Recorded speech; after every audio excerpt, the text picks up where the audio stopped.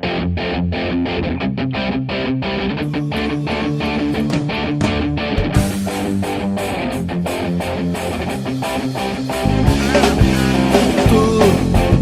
has venido a la orilla, no has buscado ni a sabios ni a ricos, tan solo quieres que yo te siga. Tú sabes bien lo que tengo en mi barca, no hay oro ni espadas, tan solo redes y mi trabajo. Señor, ni has mirado a los ojos. Padre, tú llamas a cada uno de nosotros por nombre y nos pides que te sigamos. Bendice a tu iglesia y danos dedicados y generosos líderes de nuestras familias y amigos, quienes puedan servir a tu pueblo como religiosas, sacerdotes, diáconos y ministros laicos. Inspíranos mientras crecemos en tu amor y abre nuestros corazones para oír tu llamada. Te lo pedimos en nombre de Cristo. Amén.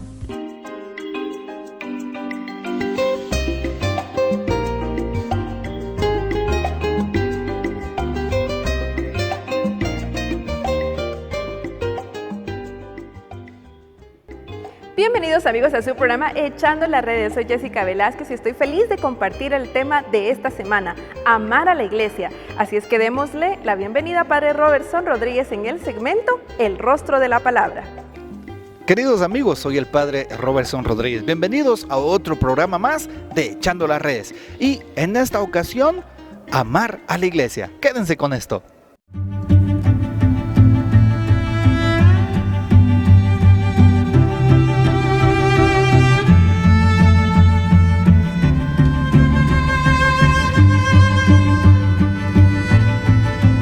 En este tema, amar a la iglesia. Justamente en este espacio, en este segmento, el rostro de la palabra, escuchamos la primera carta de Timoteo, capítulo 3, versículos 14 y 15. Te escribo estas cosas para que sepas cómo hay que portarse en la casa de Dios, que es la iglesia de Dios vivo, columna y fundamento de la verdad. Y aquí hacemos referencia no solamente a la carta de Timoteo, sino también hacemos referencia al Catecismo de la Iglesia Católica, numeral 2032, que toma como fundamento también este principio que nos da la primera de Timoteo 3:15, como la iglesia es principio y fundamento, columna de la verdad.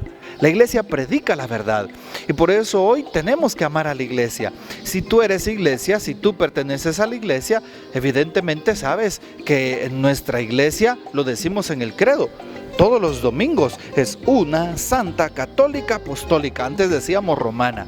Claro, una santa católica y apostólica. La iglesia es aquella madre y maestra, lo decía San Juan 23. Y por eso debemos de amar a la iglesia. ¿Qué encontramos en la iglesia? Encontramos allí el principio de nuestra fe y de nuestra salvación. Y la iglesia es una. Por eso es que escuchamos San Mateo 16:18, otro texto hermosísimo que nos da los pilares de la iglesia. El mismo Jesús está hablando con los apóstoles y uno de ellos toma la palabra. Señor, tú eres el Mesías, el Hijo de Dios. Y Jesús le dice, tú eres Kefas, es decir, piedra, ¿sí? Roca firme, Pedro. Y sobre esta iglesia edificaré mi iglesia. Y sobre esta piedra edificaré mi iglesia. Y los poderes del infierno no la podrán vencer. Así le dice Jesús a aquel hombre. ¿Y quién era aquel hombre? Era Simón Simón de aquel lugar del lago de Tiberíades en donde había pescado. Simón Pedro. Y por eso en Pedro está el fundamento de nuestra iglesia. Y Jesús no le dice, en ti Pedro fundaré mis iglesias. No, Jesús le dice, en ti Pedro fundaré mi iglesia. Tú eres Pedro y sobre esta piedra voy a edificar mi iglesia. La iglesia, como decía, que es una santa católica apostólica. Sí, la iglesia católica. Por eso el término católico significa universal. Ya San Ignacio de Antioquía por primera vez manifestaba este término, ¿sí? Allá en Corinto, en Antioquía, ¿sí? La iglesia es católica, está en todo el mundo, ¿verdad? Por eso es que nosotros amamos a la Iglesia Católica y es el nombre del tema que nos corresponde en esta semana. La pregunta clave, ¿tú eres católico?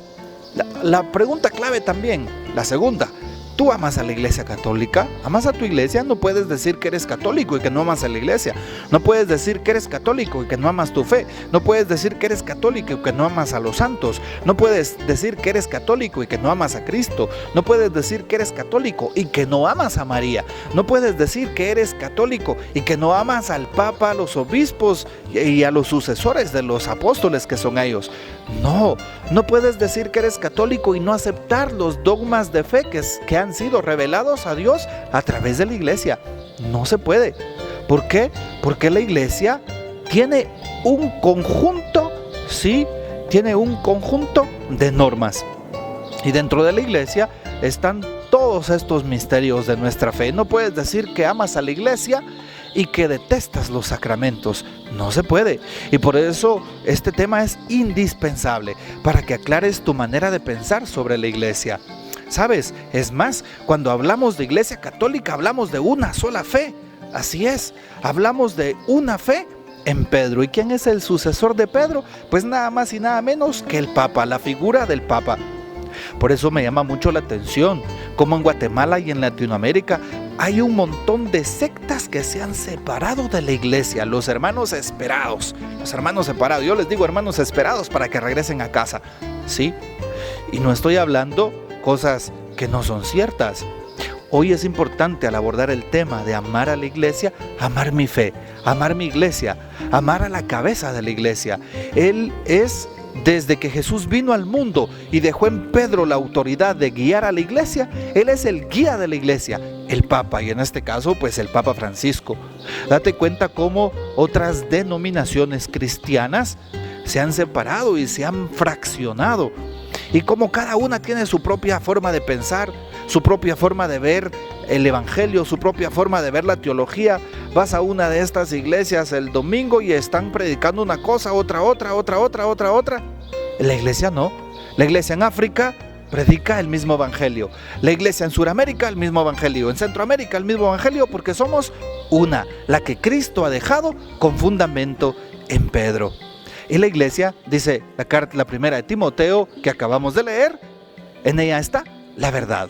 Así que continuemos en este programa porque tenemos muchas sorpresas.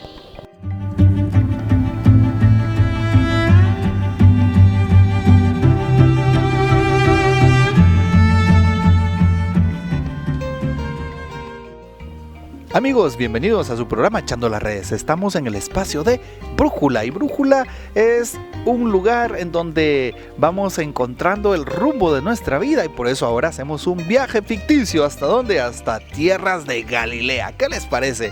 Nada más y nada menos que veremos la biografía de San Felipe y Santiago, apóstoles, mártires y apóstoles de Cristo, que por cierto se celebra el 3 de mayo regularmente esta fiesta en la Iglesia Universal. Claro, en Guatemala recordamos la exaltación de la Santa Cruz, que la iglesia celebra normalmente el 14 de septiembre, pero en Guatemala ese día. En fin, en ese tiempo San Felipe y Santiago, apóstoles. ¿Y quiénes eran? San Felipe, oriundo de Betsaida de Galilea, originario justamente de este lugar.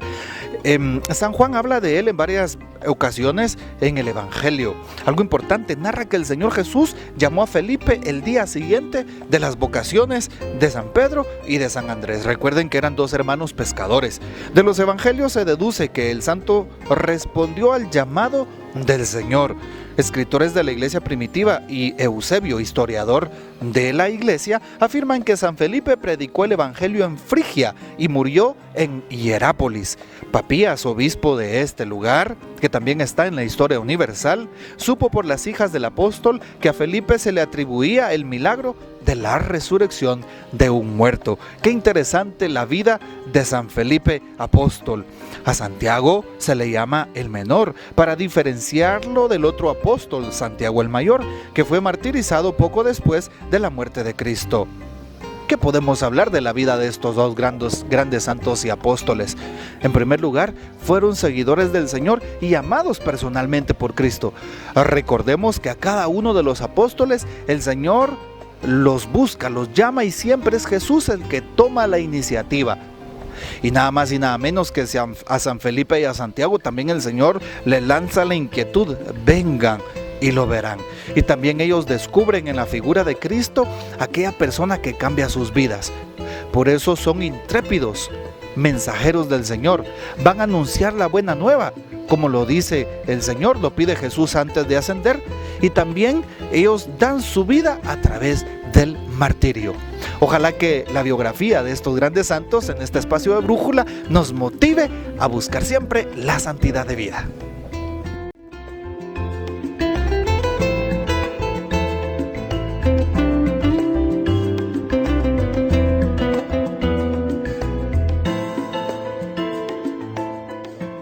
En esta ocasión os hemos querido traer algunos datos interesantes sobre nuestra amada Iglesia Católica, que seguro serán de vuestro interés y agrado.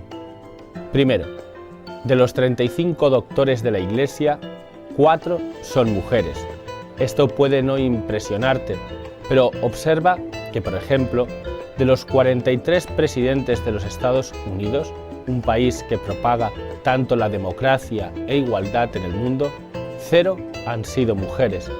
De todos los doctores de la Iglesia, la más reciente es una mujer, una religiosa del siglo XIX, época en la que la mayoría de las facultades ni siquiera admitían mujeres. Incluso así, hay muchos predicadores laicos que no se cansan de acusar a la Iglesia Católica de odiar a las mujeres.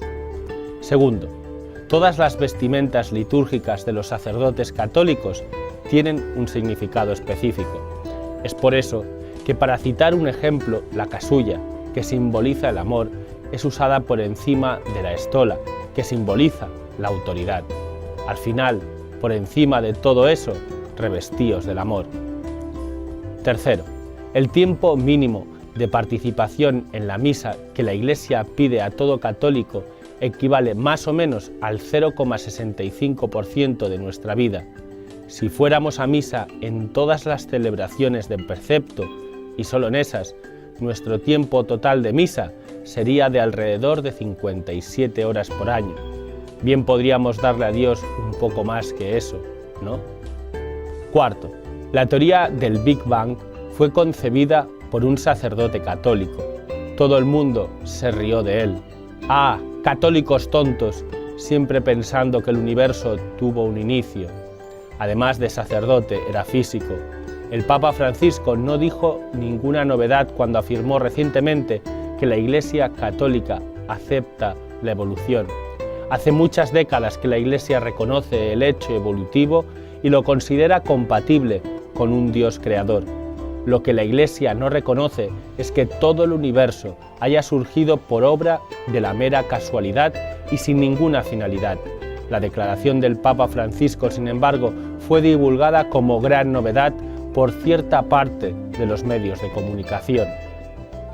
Quinto, religiosos católicos también participaron en los descubrimientos y creaciones como el método científico, la genética y el sistema universitario. Incluso así, hay quien insiste en acusar a la Iglesia de odiar a la ciencia, la educación intelectual y el progreso técnico y tecnológico. Sexto, por lo menos 3 papas fueron herejes: Liberio, Silverio y Honorio I, pero ninguno de ellos cayó en herejía durante el periodo de su papado. Séptimo, la primera lectura en las misas de domingo es escogida en base en su relación con el Evangelio del día, y a la segunda lectura no precisa tener necesariamente una relación directa con la primera o con el Evangelio. Octavo, si quieres leer 8 párrafos del Catecismo de la Iglesia Católica por día, lograrás leer y reflexionar sobre el Catecismo entero en menos de un año. ¿Qué tal considerar este consejo como un desafío y empezar hoy mismo